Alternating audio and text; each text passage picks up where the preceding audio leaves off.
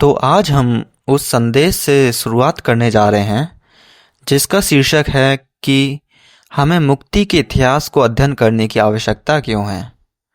मुक्ति के इतिहास का अध्ययन करना महत्वपूर्ण है क्योंकि यह हमें बाइबल की पूरी कहानी को समग्र रूप से समझने में मदद करता है, ना कि एक एक समय में केवल छोटे छोटे अंशों को। क्योंकि मैंने बहुत सारे ईसाइयों पर ध्यान दिया है, क्योंकि बहुत से ईसाई के पास मैंने देखा है कि उनके पास बाइबल की कुछ ही आयतें हैं। वे जानते हैं कि वे सोचते हैं कि ओह, यह मेरी पसंदीदा बाइबल की आयत है, जैसे कि आप भजन संहिता में जानते हैं या आपके पास और कुछ है, लेकिन वे पूरी कहानी और बाइबल को नहीं जानते हैं। यह एक एकीकृत पुस्तक है जिसमें एक कहानी है जो उत्पत्ति से शुरू होती है और प्रकाशित वाक्य तक जाती है। और अगर हम मुक्ति के इतिहास को नहीं समझते हैं जो पूरे बाइबल में दिया गया है, तो हो सकता है कि हम बाइबल की इन आयतों के संदर्भ को निकाल रहे हों। इसलिए हमें मुक्ति के इतिहास को जानने की आवश्यकता है। तो आइए जानें मुक्ति का इतिहास क्या है। मुक्ति का इतिहास, यह वाक्यांश आपने बहुत बार सुना होगा, हमारे चर्च में ही, है ना। तो यह मुक्ति के इतिहास की अभिव्यक्ति क्या है, और इसका तात्पर्य संपूर्ण बाइबल के इतिहास से है जो उत्पत्ति से प्रकाशिक वाक्य तक पूरी कहानी है, और बहुत ही सरल है। और इसी पूरी कहानी को मुक्ति का इतिहास कहा जाता है। तो इसमें 4 भाग शामिल हैं। मुक्ति के इतिहास में 4 बड़े भाग हैं। यह ब्रह्मांड के निर्माण से शुरू होता है, और फिर दूसरा भाग मनुष्य का पतन है। ठीक है, परमेश्वर ने सृष्टि बनाया और मनुष्य को प्रभारी बनाया, लेकिन वह मनुष्य गिर गया। इसलिए तीसरा भाग यीशु मसीह के माध्यम से गिरी हुई मानव जाति की मुक्ति है। यह आपकी पहली रिक्त 2 पंक्तियां हैं। यीशु मसीह, इसलिए मनुष्य के पतन के कारण अब परमेश्वर को यीशु मसीह के माध्यम से हमें छुटकारा दिलाना है। और फिर अंत में मुक्ति का कार्य उस समय समाप्त हो जाएगा जिस समय मुक्ति की परिणति कहा जाता है, और वह तब समाप्त होगा जब यीशु वापस आएंगे। तो यह बड़ी तस्वीर है मुक्ति के इतिहास की। इसलिए यदि आप इसे इस तरीके से चित्रित करते हैं तो इसे समझना थोड़ा अधिक आसान हो सकता है। इसलिए मुक्ति का इतिहास सृजन से लेकर मुक्ति के पूरे होने तक की पूरी कहानी है। दूसरे आने वाले अधिकार के साथ है, और सार सबसे महत्वपूर्ण है। मुक्ति के इतिहास का हिस्सा कोई और नहीं बल्कि यीशु है। मुक्ति के इतिहास का सार ईसा मसीह ही है। ठीक है, ठीक यही इतिहास ईसा मसीह का भी है। मुक्ति इस बात का संपूर्ण इतिहास है कि कैसे परमेश्वर यीशु मसीह के कार्य के माध्यम से मानव जाति को छुटकारा दिलाते हैं। ठीक है, यह पूरी कहानी है कि कैसे परमेश्वर मानव जाति को यीशु मसीह के कार्य के माध्यम से मुक्ति दिलाने जा रहे हैं।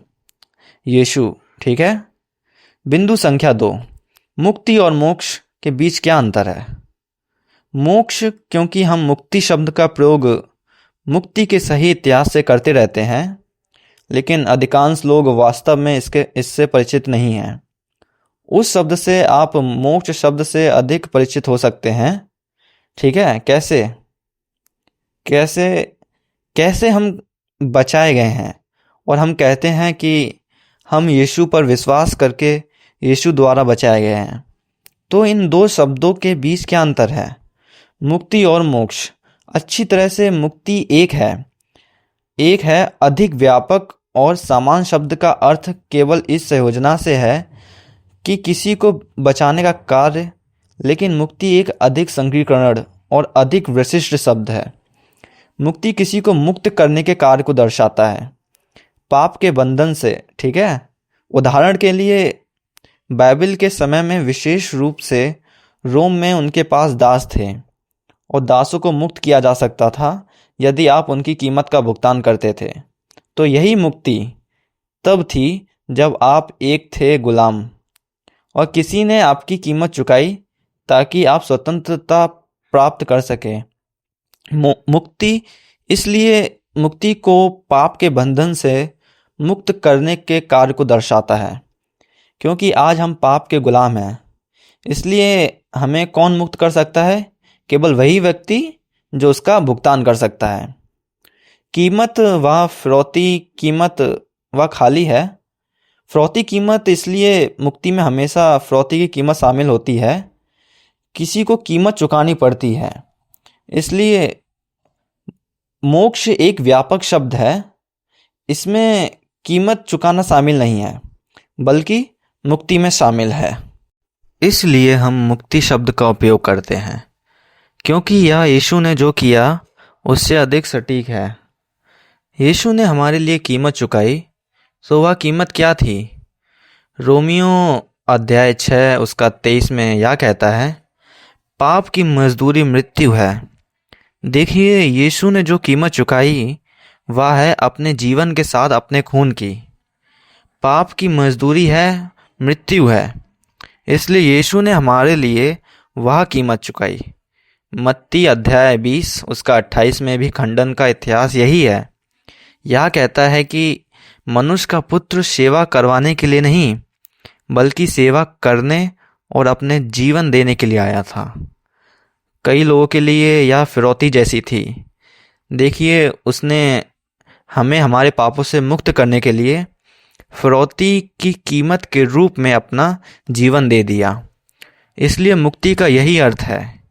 इसलिए मुक्ति का इतिहास शब्द अधिक सटीक है। यह वर्णन करने में सही शब्द है जो यीशु ने हमारे लिए किया। नंबर 3 क्या है? प्रशासन क्या है? आपने शायद यह शब्द सुना होगा। मुझे इस शब्द का सही उपयोग करते हुए सुना होगा, क्योंकि कई बार हम कहते हैं कि परमेश्वर का मुक्ति का प्रशासन क्या है। तो इसका क्या मतलब है? प्रशासन सिर्फ एक फैंसी शब्द है जिसका अर्थ है सही प्रबंध करना। इसलिए अंग्रेजी बाइबल में इसका कई अलग अलग तरीकों से अनुवाद किया गया है। बाइबल में इसका अनुवाद कई अलग अलग तरीकों से किया गया है, जो कि नासाब है। इसका अनुवाद प्रशासन के रूप में किया गया है, लेकिन मूल ग्रीक शब्द आइसोनोमिया, ठीक है, आइकोनोमिया, यह प्रशासन के पीछे ग्रीक शब्द है।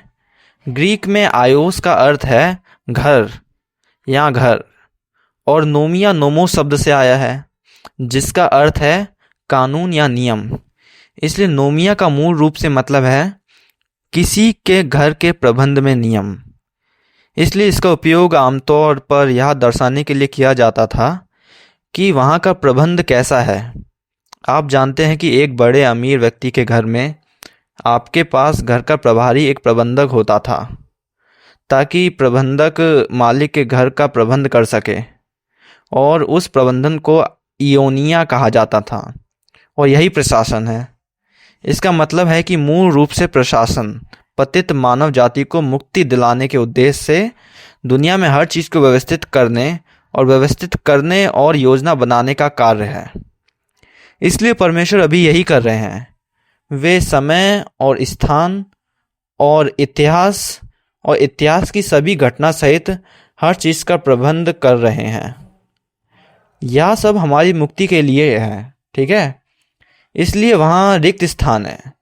प्रशासन का अर्थ है सही ढंग से प्रबंध करने में ईश्वर की सभी गतिविधियाँ इतिहास को इस उद्देश्य की ओर प्रबंधित और निर्धारित करना। लक्ष्य और निश्चित रूप से इतिहास इच्छित लक्ष्य मानव जाति की मुक्ति है, ठीक है। इसलिए प्रशासन ठीक है। इसलिए कुछ शर्तें हैं जिन्हें अब हमें जानने की आवश्यकता है कि हमें कैसे प्राप्त करने जा रहे हैं। हमारी मुक्ति यीशु मसीह के माध्यम से आती है। यीशु को जानने से, और एकमात्र तरीका जिससे हम यीशु को जान सकते हैं वह बाइबल के माध्यम से है। इसलिए प्रशासन परमेश्वर का प्रबंधन है जो पूरे धर्म ग्रंथ में खाली नंबर 4 है। प्रशिक्षण यीशु मसीह के बारे में गवाही देता है, इसलिए वह खाली यीशु मसीह होगा। फिर से पूरा धर्म ग्रंथ यीशु मसीह के बारे में गवाही देता है। इसलिए हमें मुक्ति का इतिहास सीखने की ज़रूरत है। ताकि हम समझ सकें कि बाइबल क्या कह रही है। बाइबल वास्तव में कठिन है, ठीक है, यह समझने के लिए एक कठिन पुस्तक है, लेकिन मुक्ति का इतिहास हमें बाइबल के मुख्य सूत्र, सारांश की कहानी और उस सारांश को मूल को समझने में सक्षम बनाता है। उस सारांश के केंद्र में यीशु है। इसलिए यूहन्ना अध्याय 5 पद 39 में यह कहा गया है कि आप धर्म ग्रंथों की खोज करते हैं क्योंकि आप सोचते हैं कि उनमें आपको शाश्वत जीवन मिलता है। ये जो मेरे विषय में गवाही देते हैं कि मैं कौन हूँ, यह यीशु है। यीशु यही कह रहे हैं। पूरा धर्म ग्रंथ, पूरी बाइबल यीशु मसीह के बारे में गवाही देती है और हमें यीशु को जानने की ज़रूरत है, क्योंकि यूहन्ना अध्याय 14 पद 6 में यीशु ने उससे कहा था कि मार्ग और सत्य और जीवन मैं ही हूँ, कोई पिता के पास नहीं पहुँच सकता, केवल मेरे द्वारा ही हम पहुँच सकते हैं। पिता परमेश्वर के पास यीशु मसीह के माध्यम से आते हैं। इसलिए क्रम इस प्रकार है कि हमें बाइबल सीखनी होगी, ठीक है, क्योंकि बाइबल यीशु मसीह को जानने का एकमात्र एक तरीका है और हमें यीशु को जानना है क्योंकि यीशु ही मुक्ति का एकमात्र तरीका है जो परम पिता परमेश्वर तक ले जाता है। इसलिए हमें मुक्ति के इतिहास का अध्ययन करने की आवश्यकता है क्योंकि बाइबल आरंभिक प्रवेश द्वार है। मोक्ष इसलिए यूहन्ना अध्याय 17 पद 3 में यह कहता है कि यही अनंत जीवन है, वे आपको एकमात्र सच्चे ईश्वर और यीशु मसीह को जान सकते हैं जिसे तूने भेजा है। वह अनंत जीवन क्या है, यह जानना है।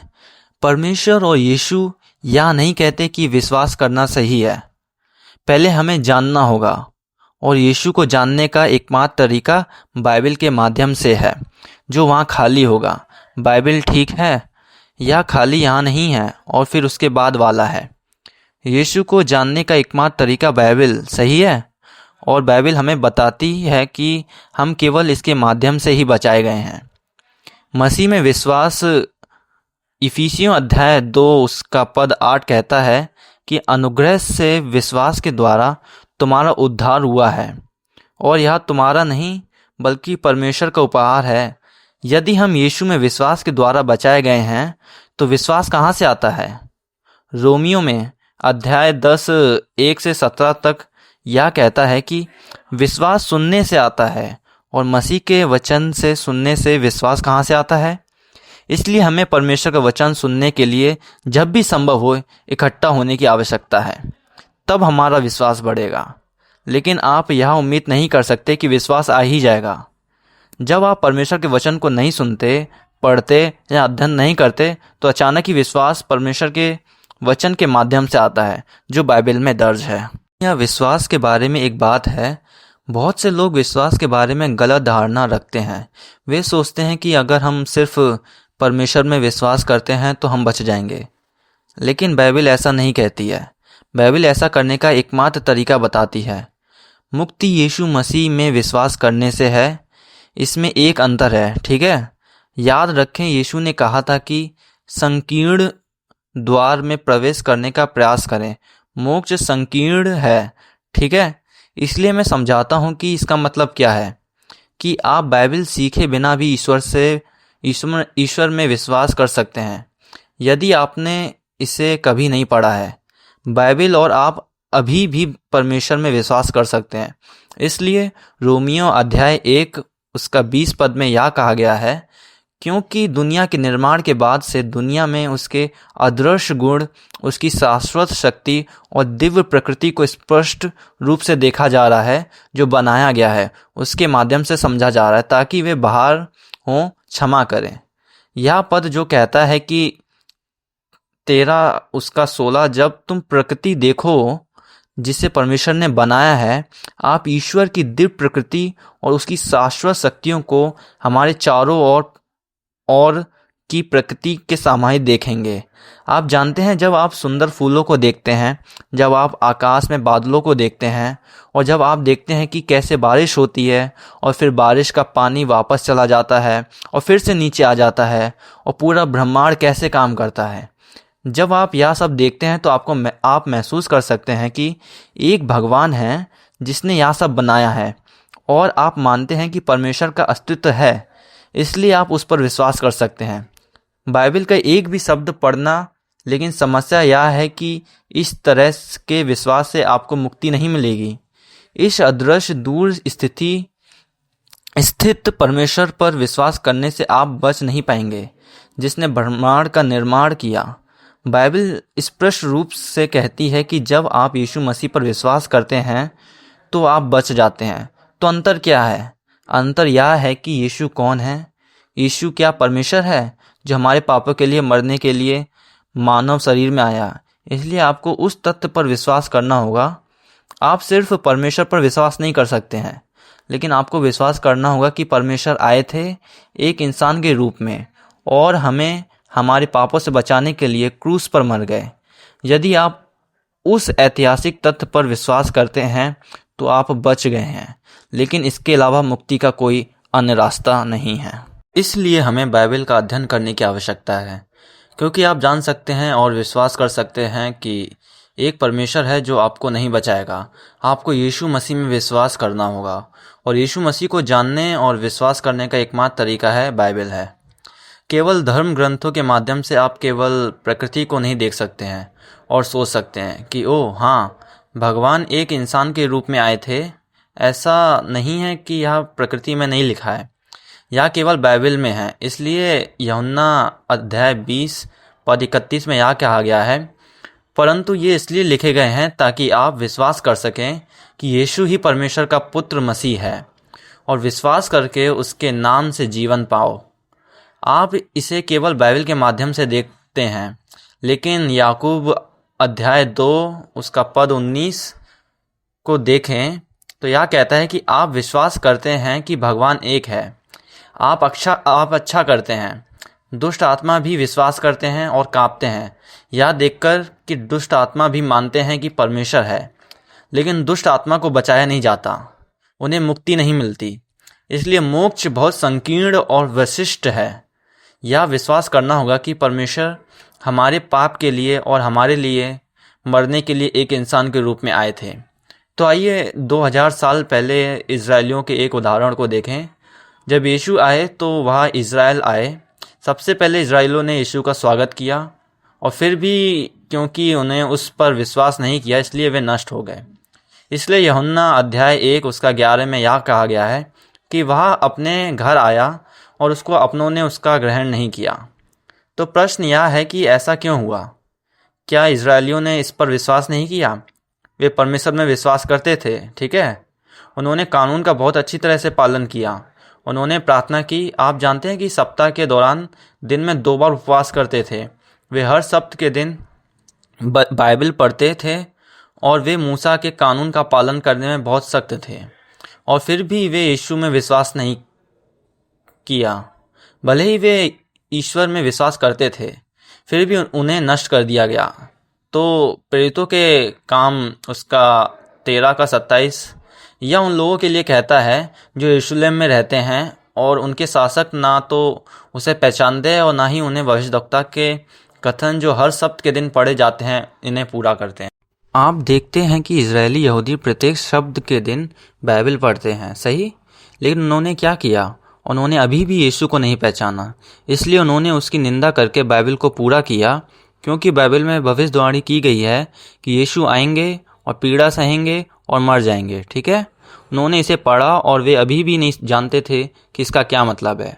वे गए और वैसा ही उसे मार डाला।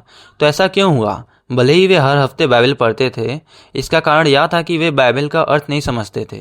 वे बस इसे पढ़ते थे, वे केवल शब्द पढ़ते थे, उन्हें समझ नहीं आता था कि इसका क्या मतलब है।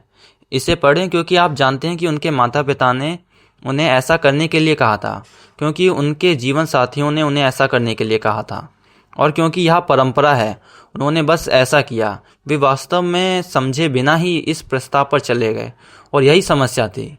इसलिए 1 कुरिन्थियों अध्याय 2 उसका 7 और 8 में यह कहा गया है, लेकिन हम परमेश्वर के ज्ञान को एक रहस्य में बोलते हैं, वह छिपा हुआ ज्ञान जिसे परमेश्वर ने युगों से पहले हमारी महिमा के लिए पूर्व निर्धारित किया था, वह ज्ञान जिसे मंच के शासकों में से किसी ने भी नहीं समझा।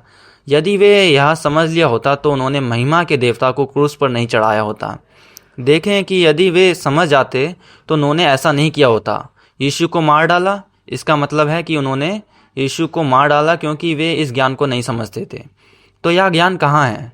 दूसरा तीमुथियुस अध्याय 3 पद 1 से 15 में यह कहा गया है कि बचपन से आप पवित्र ग्रंथों को जानते हैं, आप वह ज्ञान देने में सक्षम हैं जो मसीह यीशु में विश्वास के माध्यम से मुक्ति की ओर ले जाता है, ताकि ज्ञान बाइबल में हो।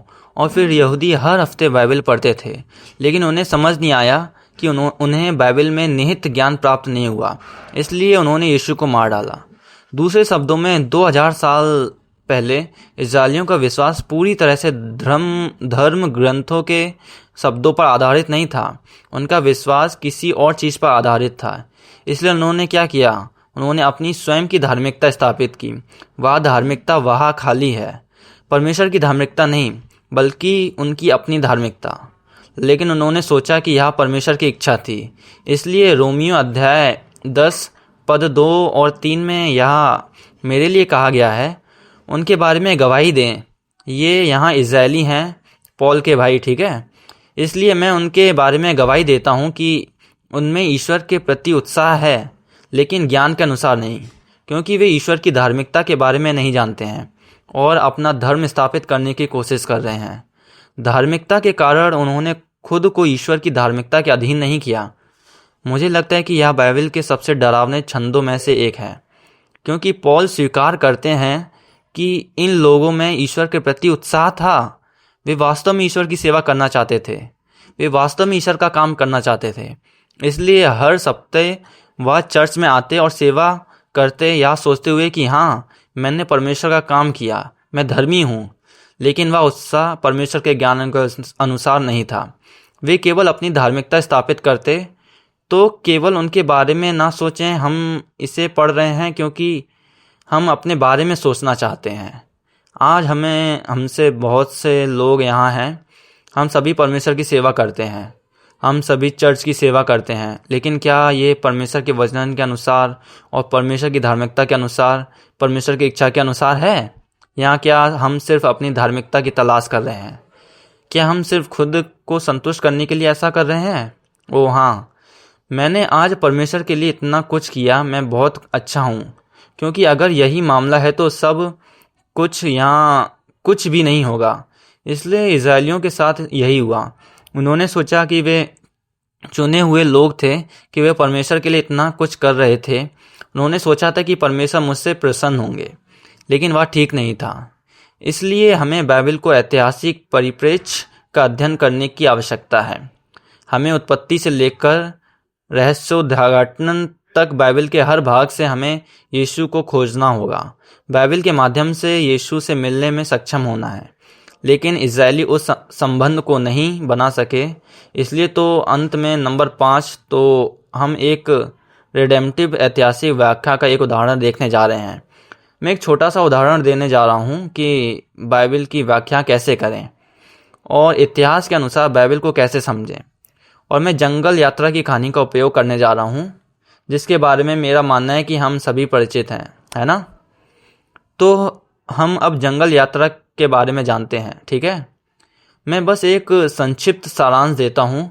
तो इज़राइली मिस्र में 400 वर्ष तक गुलामों के रूप में रह रहे थे। तो आप जानते हैं, मान लीजिए कि यह मिस्र है, यह नील नदी है और यह भूमध्य सागर है, समुद्र, और यह सी पर्वत है और कनान यहाँ ऊपर होगा। क्षमा करें, इसमें से मेरे चित्र स्केल के अनुरूप नहीं है।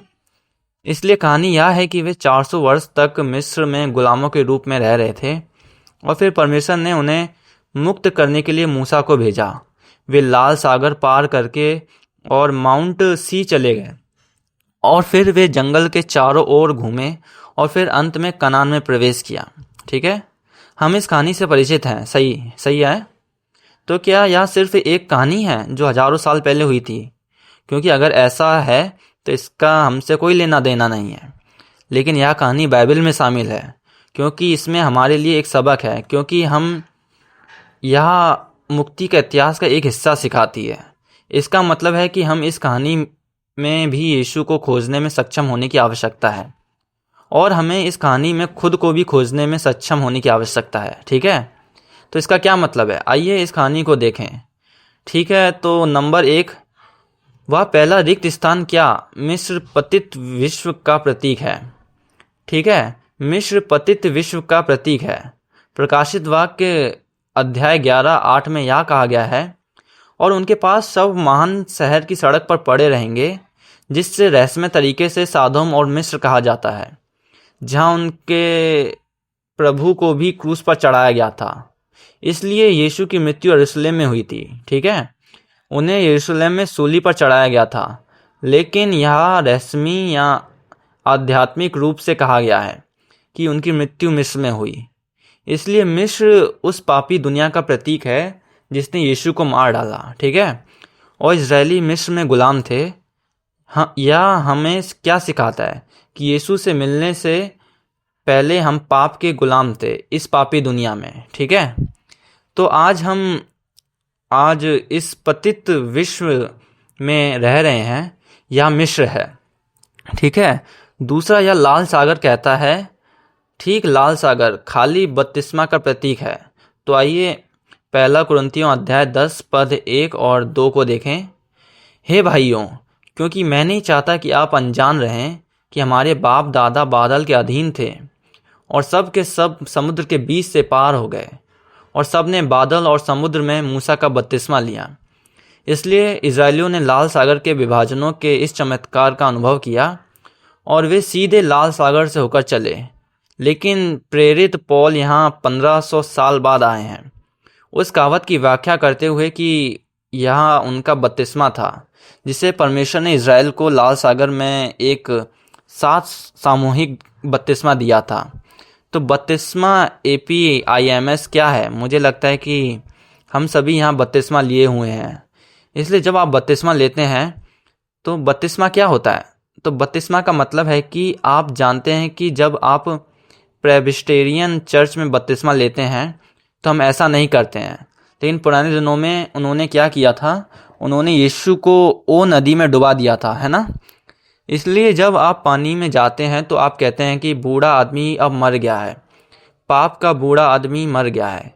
और फिर जब आप पानी से बाहर आते हैं तो आप मसीह में नए अस्तित्व में होते हैं, आपके सभी पाप साफ हो गए हैं। नदी का बपतिस्मा इस बात का प्रतीक है कि आपका पुराना व्यक्तित्व मर चुका है, अब आप एक नए प्राणी हैं। इसलिए जब इजरायलियों ने लाल सागर पार किया तो परमेश्वर ने उनसे क्या करवाया? उन्होंने उनसे कहा कि रुकें और पीछे मुड़ें और मिस्र के मृत शवों को देखें। लाल सागर में परमेश्वर ने उन्हें ऐसा क्यों करवाया कि वह कह रहे हैं कि देखो यह तुम्हारा पूर्व स्वरूप है, वे तुम्हारे पूर्व दास स्वामी हैं। ठीक यही तुम्हारा पूर्व जीवन है। अब तुम एक नए प्राणी हो, तुम चुने हुए लोग हो, तुम अब गुलाम नहीं हो। इसलिए उनके बाद लाल सागर को पार करने के बाद उनकी पहचान बदल गई। हमारे साथ भी यही बात है। जब हम बपतिस्मा लेते हैं तो हमारी पहचान एक सांसारिक व्यक्ति से ईश्वर की संतान में बदल जाती है। तो जो कि बपतिस्मा लेते हैं, इसलिए जब इज़राइल ने लाल सागर को पार किया तो उन्होंने बपतिस्मा ले लिया। और जब आप बपतिस्मा लेते हैं तो AP आप जानते हैं कि जब मैं किसी का बपतिस्मा देता हूं तो मैं यह उद्घोषणा करता हूं कि मैंने उन्हें पिता, पुत्र और पवित्र आत्मा के नाम पर बपतिस्मा दिया है। और फिर मैं क्या करता हूं, अब आप एवरग्रीन चर्च के पूर्ण सदस्य हैं, इसलिए बपतिस्मा के साथ आप चर्च के सदस्य बन जाते हैं। जब वे लाल सागर पार करते हैं तो वे जंगल में कहाँ जाते हैं? तो यह अगला कदम है कि जंगल क्या है। जंगल चर्च का प्रतीक है। चर्च खालिस्तान है। प्रेरितों के काम अध्याय 7 उसका 38 में यह कहता है कि यह वही है जिसने जंगल में कलीसिया के बीच उस स्वर्गदूत के साथ सीने पर्वत पर उसे बातें की और हमारे बाप दादा के साथ था, उसी को जीवित वचन मिले कि हम तक पहुंचाए। यहाँ ग्रीक में मंडाली शब्द एक्लीसिया है जिसका अर्थ है चर्च। इसलिए जंगल में रहने वाले इजरायली उस चर्च को जंगल कह रहे थे जो चर्च का प्रतीक है। इसलिए इजरायलियों ने जंगल में 40 साल बिताए, जो कि चर्च में हमारे विश्वास के जीवन से मेल खाता है। आज सभी हम आत्मिक जंगल में हैं। यहाँ पर हमें परमेश्वर की तरह पवित्र बनने के लिए प्रशिक्षित किया जा रहा है और फिर अंततः 40 वर्षों के बाद वे यरदन नदी को पार किया और कनान में प्रवेश किया। और कनान परमेश्वर के स्वर्ग के राज्य का प्रतीक है। इसलिए इस यात्रा के माध्यम से परमेश्वर ने हमें विश्वास का अपना जीवन दिखाया है कि हमें किस चीज़ से गुजरना है। इसलिए एक उदाहरण या कुछ उदाहरण जो मैं आपको इस माध्यम से दिखाना चाहता हूँ। वाइल्डरनेस जर्नी कहानी यह है कि जिस तरह से इस वाइल्डरनेस जर्नी स्टोरी के हर हिस्से में यीशु हैं, उसी तरह यीशु हर कदम पर थे। तो आइए उन उदाहरणों से मैं कुछ को देखें, और भी कुछ हैं लेकिन मैं कुछ को चुना। पहला है कि फसह के मेमने खून के माध्यम से था कि वे मिस्र से बाहर आने में सक्षम थे, है ना। फिरौन ने उन्हें जाने नहीं दिया। याद रखें, इसलिए परमेश्वर ने उन्हें 10 विपत्तियां भेजी। अंतिम विपत्ति पहलौठों की मृत्यु थी, और केवल उन घरों में जिनके दरवाजे पर फसह के मेमने का खून था वे ही बच गए। ठीक है। निर्गमन अध्याय 12 उसका 13 कहता है कि और जिन घरों में तुम रहोगे उन पर वहाँ लहू तुम्हारे निमित्त चिन्ह ठहरेगा, अर्थात मैं उस लहू के देखकर तुमको छोड़ जाऊंगा, और जब मैं मिस्र देश को लोगों को मारूंगा तब वहाँ विपत्ति तुम पर न आ पड़ेगी और तुम नाश ना होगे। तो देखिए, इसलिए हम फसह शब्द मिलता है। यदि आपके पास मेमने का खून है तो परमेश्वर आपको छोड़ जाएंगे। तो मेमने का वह लहू किस बात का प्रतीक है? कि वह यीशु मसीह का लहू है। ठीक। इस प्रकार 1 कुरिन्थियों अध्याय 5 उसका 7 में यह कहा गया है कि पुराने खमीर को निकाल कर अपने आप को शुद्ध करो, ताकि नया गुंदा हुआ आटा बन जाओ, ताकि तुम अखमीरी हो, क्योंकि हमारा भी फसह जो मसीह है, जो बलिदान हुआ है। इसलिए जब हम अपने प्रभु यीशु मसीह के खून पर विश्वास करते हैं तो मिस्र की विपत्तियां हम पर नहीं आएंगी। और फिर एक बार जब वे जंगल में प्रवेश कर गए तो जंगल में कोई भोजन नहीं था, है ना। वे किस पर रहते थे? मन्ना। तो मन्ना क्या है? वह फिर से यीशु है। यूहन्ना अध्याय उसका 6 पद का 48 से 50 में यीशु ने कहा कि मैं जीवन की रोटी हूँ। तुम्हारे पूर्वजों ने जंगल में मन्ना खाया और वे मर गए। यह वह रोटी है जो स्वर्ग से नीचे आता है, ताकि कोई इसे खा सके और मर ना जाए। वह अपने बारे में बातें कर रहा है। वह यीशु कह रहा है कि मैं सच्चा मन्ना हूँ, तुम्हें मुझे खाने की ज़रूरत है। हम मसीह के वचन को खाने की ज़रूरत है, जो कि हमारा मन्ना है। इसलिए यीशु जंगल में थे और उन्हें अपना शरीर खिला रहे थे। और फिर तीसरा उदाहरण चट्टान है। ठीक है। 1 कुरिन्थियों अध्याय 10 उसके 4 में यह कहता है, और सभी ने एक ही आत्मिक जल पिया, क्योंकि वे एक आत्मिक चट्टान से पीटे थे, तो जो उनके साथ साथ चलती थी, और वह चट्टान मसीह था। इसलिए खाली स्थान मसीह है। याद रखें कि जंगल में कोई पानी नहीं था, तो परमेश्वर ने उनके लिए क्या किया? परमेश्वर ने चट्टान से पानी निकाला, और पौल का कहना है कि चट्टान मसीह था। ठीक है। तो अब चट्टान के बारे में थोड़ा और बातें करते हैं। जंगल में 2 बार 2 घटनाएं हुई जहां चट्टान से पानी निकला। पहली रिदीम नामक जगह पर थी। ठीक है। और पहली बार यह वही है जो परमेश्वर ने निर्गमन अध्याय 17:6 में कहा था। उसने कहा, सुन, मैं तेरे आगे चलकर होरेब की चट्टान पर खड़ा रहूंगा, और तू चट्टान पर मारना, और तब उसमें से जल निकलेगा कि लोग पिएं। और मूसा ने भी पिया। तो इज़राइल के बुजुर्गों की दृष्टि में परमेश्वर ने पहली बार चट्टान पर प्रहार करने के लिए कहा, और पानी बाहर आया। इसलिए सभी ने पानी पिया और वे खुश थे। यह शुरुआत की बात थी, यह निर्गमन के पहले वर्ष में था। ठीक है। यह जंगल यात्रा की शुरुआत में था। अब यह दूसरी बार चट्टान से पानी कैदेश नामक स्थान पर आया था, और यह लगभग 38 साल बाद था। यह जंगल की यात्रा के अंत की ओर है, और परमेश्वर ने वहाँ यही कहा था। गिनती अध्याय 20 उसके 8 में यह कहा गया कि उस छड़ी को ले, और तू और तेरे भाई अपने हारून समेत कलीसिया को इकट्ठा करके उनके सामने चट्टान से बातें कर, तब वह अपना जल देगी। इस प्रकार से तू चट्टान में से उनके लिए जल निकालकर कलीसिया के लोगों और उनके पशुओं को पिला। इस प्रकार जब दूसरी बार चट्टान से ऊपर आया तब परमेश्वर ने मूसा से कहा कि चट्टान से बातें कर, उस पर प्रहार ना कर। लेकिन मूसा ने क्या किया? मूसा ने शायद सोचा कि क्या अंतर है, सही बोलो, इसे तब तक मारो जब तक पानी निकलता है ना? तो पद 11 में यह कहा गया है कि फिर मूसा ने हाथों को ऊपर उठाया और चट्टान पर लाठी से 2 बार मारा और बहुत पानी निकला और कलीसिया के लोग और उनके जानवर पीने लगे। तो पानी बाहर आ गया, नतीजा वही निकला। सही। आज बहुत से लोग सोचते हैं कि जब तक परिणाम अच्छा है इससे कोई फर्क नहीं पड़ता कि आप वहाँ कैसे सही तरीके से पहुँचते हैं। लेकिन परमेश्वर ऐसा नहीं सोचते हैं कि ऐसा करने के लिए परमेश्वर मूसा से बहुत नाराज़ थे।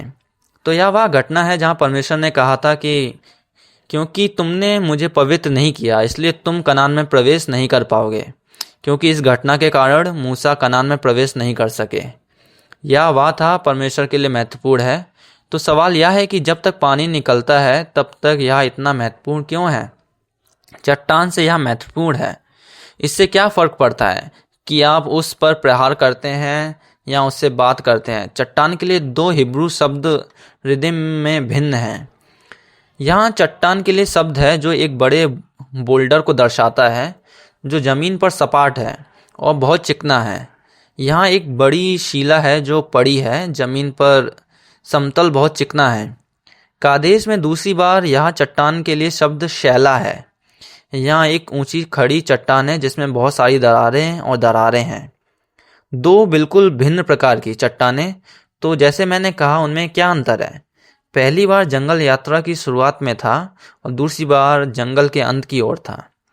यात्रा तो चट्टान, हम जानते हैं कि चट्टान यीशु का प्रतीक है, लेकिन ये दोनों घटनाएं कैसे भिन्न हैं? पहली चट्टान पहले आने वाले यीशु मसीह का प्रतीक है, इसलिए भगवान ने मूसा को दूसरे शब्दों में चट्टान पर प्रहार करने के लिए कहा। प्रथम आगमन में यीशु कष्ट सहने और मरने के लिए आए थे। ये 2 शब्द हैं जो रिक्त स्थान में जाते हैं, कष्ट सहना और मरना। इसलिए परमेश्वर ने मूसा को चट्टान पर प्रहार करने के लिए कहा। यहाँ हमें दिखाता है कि पहले आगमन में यीशु का कलीसिया क्या था। वह हमारे पापों के लिए, हमें पिटने और खून बहाने से बचाने के लिए और मरने के लिए आया था, जो कि पहले आगमन का पहला उद्देश्य था। हालांकि दूसरे आगमन में यीशु पीड़ा सहने के लिए वापस नहीं आया, बल्कि वह परमेश्वर के वचन का प्रचार करने के लिए आता है और उसके वचन के साथ साथ न्याय करना। इसलिए दूसरे आगमन का मुख्य कलीसिया वचन का कलीसिया है। इसलिए परमेश्वर ने मूसा को चट्टान से बातें करने के लिए कहा था। जैसे कि आप मुक्तिदायक ऐतिहासिक परिप्रेक्ष्य के बिना देख सकते हैं, बाइबल में बहुत सी चीज़ें हैं जो हम बिना ध्यान दिए चला जाएगा या हम गलत समझ लेंगे। यही कारण है कि हमें मुक्ति के इतिहास का अध्ययन करने की आवश्यकता है।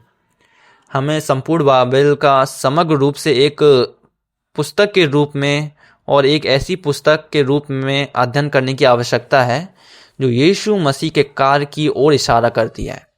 यीशु पुराने नियम और नए नियम दोनों के हर एक भाग में है। मुक्ति के इतिहास का सार यीशु है और कुछ नहीं। इसलिए हम मुक्तिदायी ऐतिहासिक परिप्रेक्ष्य से बाइबल को पढ़ना और अध्ययन करना चाहिए। इसलिए जब हम वर्ष 2023 की शुरुआत कर रहे हैं तो यह मेरी प्रार्थना है कि हम मुक्ति के इतिहास का अध्ययन करके अपने बाइबल की गहराई में उतरेंगे। तो आज वह शुरुआत है जिससे हम लॉर्ड्स डे पर दोपहर 1:30 बजे इस दूसरी सेवा के दौरान पूरे वर्ष में करने जा रहे हैं।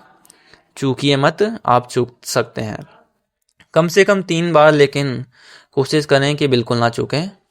यदि आप स्कूल जा रहे हैं या राज्य से बहुत दूर हैं तो आप हमसे ऑनलाइन जुड़ सकते हैं, लेकिन केवल वे लोग जो वास्तव में शारीरिक रूप से चर्च से दूर हैं, ठीक है। इसलिए मुझे आशा है कि परमेश्वर के वचन को इस प्रकार सीखने से हमारा विश्वास मजबूत होगा और हमारा जीवन परमेश्वर की इच्छा के अनुरूप फोकस में आ जाएगा, ना कि उन इजरायलियों की तरह जिन्होंने धार्मिकता स्थापित की, परंतु हमारे जीवन में परमेश्वर की धार्मिकता को पूरा करने में सक्षम हो सकते हैं। आमीन। आइए हम प्रार्थना करें। प्रिय स्वर्गीय पिता, हम आपके द्वारा हमें दिए गए वचनों के लिए और हमारे जीवन में आपके मार्गदर्शन के लिए आपका बहुत बहुत धन्यवाद करते हैं परमेश्वर। यह हमारी इच्छा है कि हम परमेश्वर के वचनों के बारे में और अधिक जानें, बाइबल में गहराई से उतरें और सत्य को जानें और आपके शब्दों को सटीक समझें। और परमेश्वर, मैं प्रार्थना करता हूँ कि आप हमें मोचन अकादमी के इस इतिहास के माध्यम से ऐसा करने में सक्षम बनाएंगे जो हमने यहाँ शुरू किया है। आज परमपिता परमेश्वर कृपया हमें से हर एक के साथ रहें और हमें अपने दिलों में यह दृढ़ संकल्प होने में मदद करें कि हम एक भी कक्षा ना चूकें, लेकिन हम इसे दृढ़ और वफादार दिल से जारी रखने में सक्षम हों। परमेश्वर के वचन के माध्यम से हमारे जीवन में बदलाव का अनुभव करें। इसलिए हम इस वचन के लिए आपके बहुत आभारी हैं जो आपने हमें दिया, और इसलिए हम आपको यह भेंट देना चाहते हैं ताकि हम प्रसन्न हृदय के साथ कृतज्ञ हृदय से देने में हमारी सहायता करें, ऐसे हृदय से जो विश्वास से भरा हो, ताकि यह भेंट आपके लिए आशीर्वाद बन सके और हमारे लिए भी। भले ही यह आपने हमें जो दिया है उसका एक छोटा सा हिस्सा है, हम प्रार्थना करते हैं कि यह आपकी दृष्टि में प्रसन्न होगा और यह भेंट केवल आपकी महिमा के लिए उपयोग की जाएगी। हम आपको धन्यवाद देते हैं और ये सब बातें यीशु मसीह के नाम से मांगते हैं, आमीन। आइए हम तालियों के साथ ईश्वर की महिमा करें।